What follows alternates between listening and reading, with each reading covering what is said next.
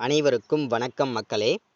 இந்த ஒரு வீடியோவில் நம்ம எதை பற்றி பார்க்க போகிறோம், என்ன அப்டேட்டை பற்றி நம்ம பார்த்து தெரிஞ்சுக்க போகிறோம் அப்படின்னு கேட்டிங்கன்னா, அனைத்து மக்களுமே எதிர்பார்த்து கொண்டிருக்கக்கூடிய ஒரு முக்கியமான துறையிலிருந்து இன்னைக்கு அரசு வேலைக்கான புதிய நோட்டிஃபிகேஷன் இந்த 2026ஆம் ஆண்டில் முதல் அரசு வேலையாக வந்திருப்பது பெரும் மகிழ்ச்சியும் வரவேற்பையும் பெற்றிருக்குங்க. அப்படி என்ன ஒரு அரசு வேலை அப்படின்னா, எல்லாருமே நீங்கள் தம்ப்நெயிலே பார்த்துருப்பீங்க இல்லையா?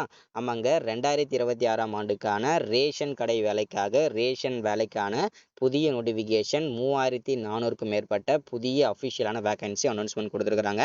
மொத்தமாக நமக்கு 3400க்கும் மேற்பட்ட வேகன்சி கொடுத்துருக்குறாங்க. அதில் விற்பனையாளருக்கு மட்டும் 2600க்கும் மேற்பட்ட புதிய வேகன்சி கொடுத்துருக்குறாங்க. அதில் பேக்கர் கட்டுனருக்கு 790க்கு மேலே வேகன்சி அனௌன்ஸ்மெண்ட் கொடுத்துருக்குறாங்க. சரிங்களா?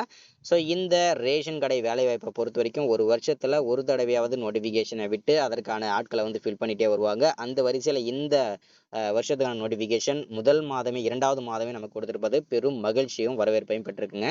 ஸோ இந்த ரேஷன் வேலைக்காக நீங்கள் அப்ளை பண்ணணும் அப்படின்னா மினிமம் என்ன நீங்கள் படிச்சிருக்கணும், மேக்ஸிமம் நீங்கள் என்ன படிச்சிருக்கணும், மினிமம் என்ன சம்பளம் இதுக்கு, மேக்ஸிமம் சம்பளம் என்ன இதுக்கு, ஸோ யாருக்கெல்லாம் இந்த வேலைவாய்ப்பில் முன்னுரிமை கொடுக்க போகிறாங்க, எதன் அடிப்படையில் கொடுக்க போகிறாங்க, ஸோ அதே போல் மினிமம் ஏஜ் என்ன, மேக்ஸிமம் ஏஜ் என்ன, யாருக்கெல்லாம் அதிகப்படியான வாய்ப்புகள் இதில் கிடைக்க போகுது, ஸோ அதே போல் இந்த ரேஷன் வேலைகளை பொறுத்த வரைக்கும் பார்த்தீங்கன்னா ஈஸியாக நம்முடைய மார்க்கை வச்சு, நம்முடைய இன்டர்வியூ மார்க்கை வச்சு நேர்மையான முறையில் இந்த வேலையை எப்படி நம்ம வாங்குறது, ஸோ இதில் பார்த்தீங்கன்னா ரெக்கமெண்டேஷன் மூலிமாவும் காசு கொடுத்து நிறைய பேர் வாங்கிடுறான்னு சொல்கிறாங்களே, ஸோ அதற்கான சொல்யூஷன் என்ன, ஸோ அதை பார்த்தீங்கன்னா தடுக்க முடியாதா, நம்ம எப்படி ஈஸியான முறையில் வேலையை வாங்குறது, நம்மளுடைய ஸ்ட்ராட்டஜி எப்படி நம்ம பயன்படுத்துறது, ஸோ இதற்கான ஃபுல் அண்ட் பேக்கேஜ் வீடியோவாக இது இருக்க போகுதுங்க. சரிங்களா?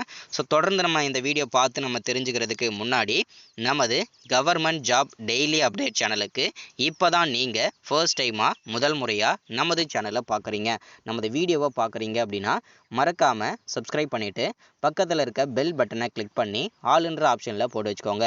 அப்போ தான் நம்ம போடக்கூடிய அரசு துறையிலேருந்து வரக்கூடிய இந்த மாதிரி முக்கியமான அரசு வேலைக்கான புதிய நோட்டிஃபிகேஷன்ஸு உங்களுடைய சேனலில் வந்துடும். ஸோ நம்ம சேனலில் அப்டேட் தொடர்ந்து கொடுத்துட்டே இருப்போம். சரிங்களா?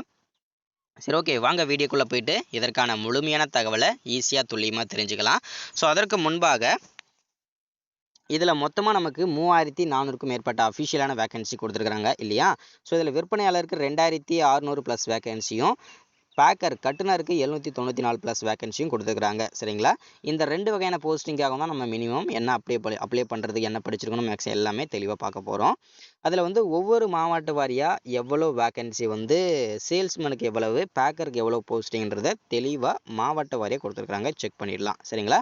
சென்னை மாவட்டத்துக்கு 66 வேகன்சி, அதே மாதிரி சேல்ஸ்மேனுக்கு 66, பேக்கருக்கு 282 வேகன்சியும், கோயம்புத்தூருக்கு 129 வேகன்சி சேல்ஸ்மேனுக்கும், பேக்கருக்கு 70 வேகன்சியும், மதுரைக்கு 88 வேகன்சி சேல்ஸ்மேனுக்கும், 18 வேகன்சி பேக்கருக்கும், திருச்சிராப்பள்ளிக்கு பார்த்தீங்கன்னா 96 வேகன்சி சேல்ஸ்மேனுக்கும், பேக்கருக்கு 33 வேகன்சியும், சேல்ஸ்மேனுக்கு அதாவது சேலம் மாவட்டத்துக்கு சேல்ஸ்மேன் வேகன்சி 152, பேக்கருக்கு 10 வேகன்சி, விருதுநகருக்கு 58 வேகன்சி சேல்ஸ்மேனுக்கும், 13 வேகன்சி பேக்கருக்கும், திருவண்ணாமலை மாவட்டத்துக்கு 120 வேகன்சி சேல்ஸ்மேனுக்கும், அதே மாதிரி பேக்கருக்கு பார்த்தீங்கன்னா திருவண்ணாமலை மாவட்டத்துக்கு வேகன்சி எதுவும் கிடையாது.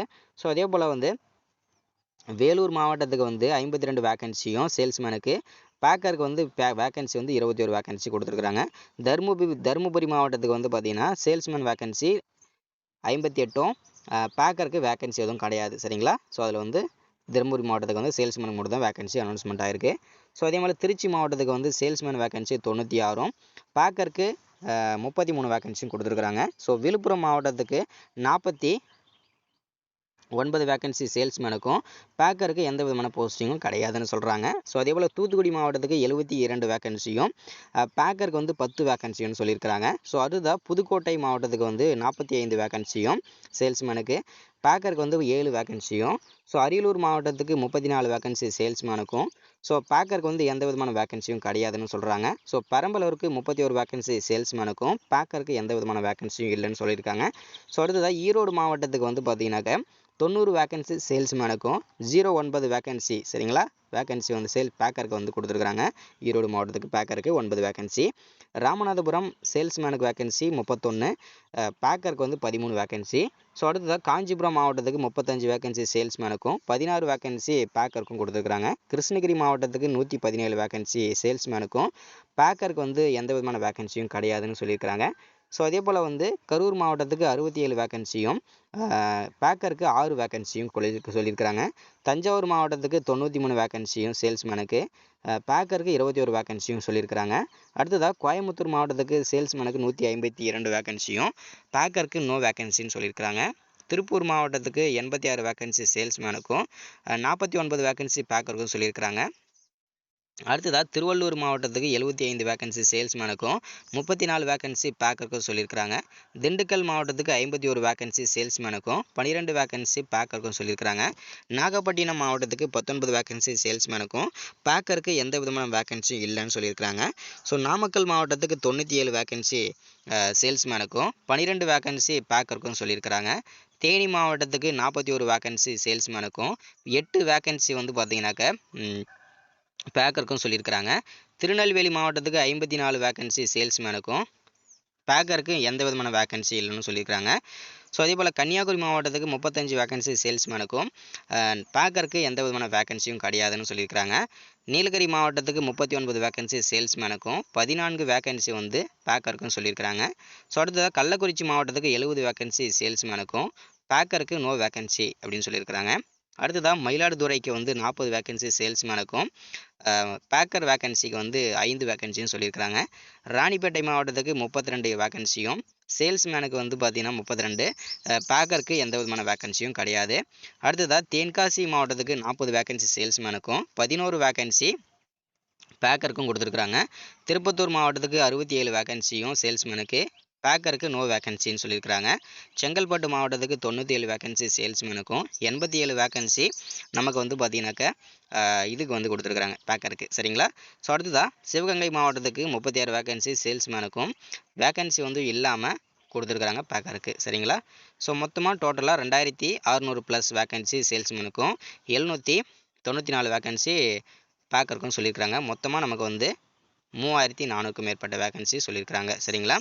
ஸோ அதே மாதிரி ஏஜ் லிமிட்டை பொறுத்த வரைக்கும் பார்த்தீங்கன்னா உங்களுடைய ஏஜ் வந்து 2021 ஜூலையிலிருந்து தான் கால்குலேஷன் போடுவாங்க. அதற்குள்ளே உங்களுடைய ஏஜ் வந்து 30 வயசுக்குள்ளே இருக்கணும், 18 வயசில் இருந்து. ஸோ இது எல்லாமே வந்து SC, ST, MBC, BC, MBC எல்லாருக்குமே இது எல்லாமே பொருந்தும் அப்படின்னு தெளிவாக மென்ஷன் பண்ணியிருக்கிறாங்க. சரிங்களா? அடுத்தது பார்க்க போகிறது வந்து சேல்ஸ்மேனுக்கு வந்து பார்த்தீங்கன்னா சேலரி ஒரு வருஷம் வரைக்கும் வந்து 6200 தான் இருக்கும். பேக்கருக்கு வந்து 5500 இருக்கும். ஸோ ஒரு வருஷத்துக்கு அப்புறம் சரிங்களா, அதுக்கப்புறம் வந்து 8000 ஸ்டார்ட் பண்ணி 30,000 வரைக்கும் இருக்கும் பர் மந்த்து சேலரி சேல்ஸ்மேனுக்கு. பேக்கருக்கு வந்து பார்த்தீங்கன்னா ஒரு 7800 26,000 வரைக்கும் இருக்கும். ஒரு 2000 3000 மட்டும்தான் டிஃப்ரென்ஸ் இருக்கும். சரிங்களா, சேல்ஸ்மேனுக்கும் பேக்கருக்கும். ஸோ அதனால் வந்து என்னோட சஜஷன் படி பார்த்தீங்கன்னாக்கா, என்னோட ஸ்ட்ராட்டஜி பற்றி பார்த்தீங்கன்னா 2 போஸ்டிங்கில் நீங்கள் எந்த போஸ்டிங்காக நீங்கள் கட்டாயம் அரசு வேலை வேணும்னு நினைக்கிற அனைவருமே பேக்கர்ன்ற போஸ்டிங்கை, கட்டர்ன்ற போஸ்டிங்கை சூஸ் பண்ணுங்கள். அந்த போஸ்டிங்க்கு நிறைய காம்படிஷன் இருக்காது, கம்மியாக தான் இருக்குங்க. சரிங்களா? இந்த வேலைக்கு மினிமம் நீங்கள் என்ன படிச்சிருக்கணும் அப்படின்னா, மினிமம் நீங்கள் 10ஆம் வகுப்பு 12ஆம் வகுப்பு படிச்சிருக்கணும். சேல்ஸ்மேனுக்கு விண்ணப்பிக்கணும் அப்படின்னா 12ஆம் வகுப்பு படிச்சிருக்கணும். பேக்கருக்கு விண்ணப்பிக்கிறீங்கன்னா 10ஆம் வகுப்பு படிச்சிருந்தாலே போதுமானதுங்க. சரிங்களா? ஸோ இன்றைக்கான அரசு வேலைக்கான புதிய நோட்டிஃபிகேஷன் இது தாங்க. ஸோ இந்த வேலைக்கு வந்து இன்று முதல் விண்ணப்பிக்கலாம் அப்படின்னு தெளிவாக நமக்கு மென்ஷன் பண்ணி சொல்லியிருக்கிறாங்க. ஸோ எல்லாரும் ரெடியாக இருங்க. அடுத்த பார்ட் 2 வீடியோவில் எப்படி நீங்கள் விண்ணப்பிக்கணும், எந்த போஸ்டிங்கை சூஸ் பண்ணணும், எந்த மாவட்டத்தை சூஸ் பண்ணணும், எப்படி இன்டர்வியூவில் கொஸ்டின் கேட்பாங்க, என்னென்ன டாக்குமெண்ட்லாம் கரெக்டாக இருந்தால் உங்களுக்கு வந்து டைரெக்டாக ஈஸியாக வேலை கிடைக்குன்ற மாதிரி எல்லா ஸ்ட்ராட்டஜியுமே பார்ட் 2 வீடியோவில் சொல்கிறேன். சரிங்களா? So thank you.